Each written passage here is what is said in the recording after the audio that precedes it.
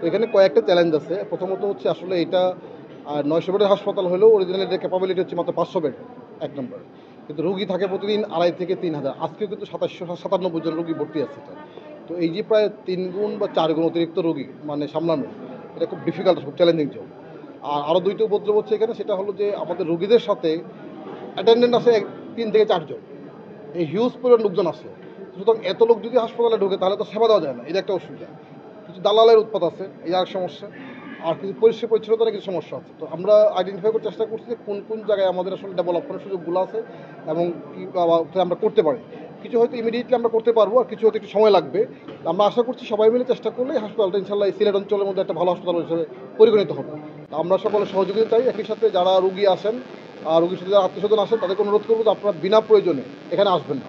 মানে একজন অ্যাটেন্ডেন্ট আসে, একজন বা বড় দুজন কোনো কারণে। আর দালালের যে বিষয়টা আছে সেটা আমরা করছি যে এটা কীভাবে নিয়ন্ত্রণ করা যায়। একই সাথে এখানে গাড়ি পার্কিংয়ের কিছু সমস্যা আছে, আমরা সমস্যাগুলো আইডেন্টিফাই করার চেষ্টা করছি।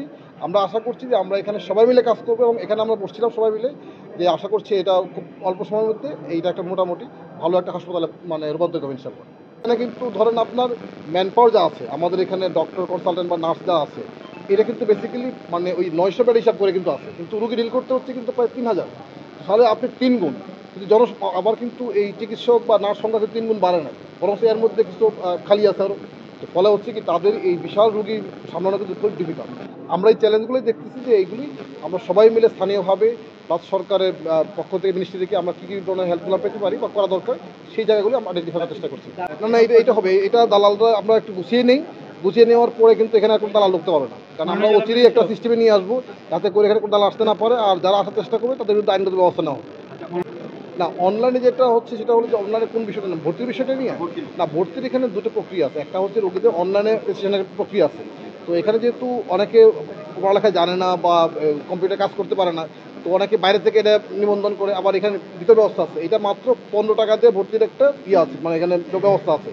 অনেক সময় যেটা হয় কেউ না জানার কারণে হয়তো তার কাছে বেশি টাকা নিয়ে গেছে, এটা যাতে নিতে না পারে সেটার জন্য আমরা বলছি যে একটা বড় করে সাইনবোর্ডে টাকার পরিমাণটা যেন লেখা থাকে, যাতে করে সে বুঝতে পারে যে এইটা ভর্তি হচ্ছে নিবন্ধনের চার্জটা হচ্ছে মাত্র ১৫ টাকা। এটা তো দেখি আমরা এটা একটু কাজ করছি যে আসলে এটা কেমনি আরও গ্র্যান্ডলি করা যায় এবং ফ্লেক্সিবল করা যায়, একটা সবার জন্য যেন, বিশেষ করে রুগীদের জন্য এটা আরও টেকসই হয়, সুন্দর হয়।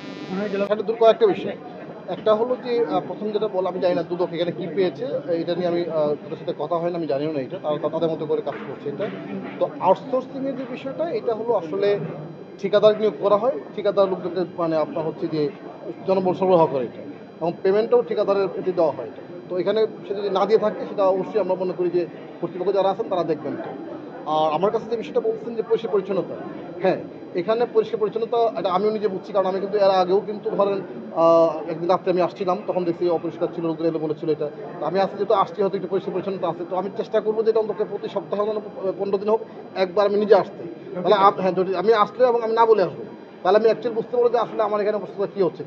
এখানে কোনো ব্লেমের বিষয় না। আমরা এখানে একটা বিষয় হলো কি আপনার, যেহেতু জনবল হচ্ছে আসলে ৯০০ বেডের মানে ফেভারে, বাট প্রকৃতপক্ষ লোক হচ্ছে ৩,০০০ রোগী হচ্ছে।